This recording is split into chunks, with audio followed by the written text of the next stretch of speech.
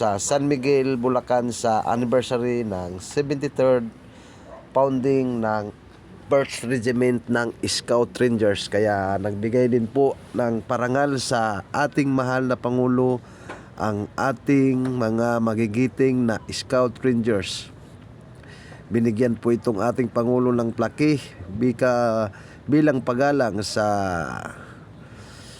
Pangulo dahil siya ang Commander-in-Chief ng Sandatahang Lakas. Kaya nagbigay-pugay po itong ating mga Scout Rangers doon sa San Miguel, Bulacan. Kaya nagpakitang gilas din po yung ating mga Scout Rangers sa Pangulo.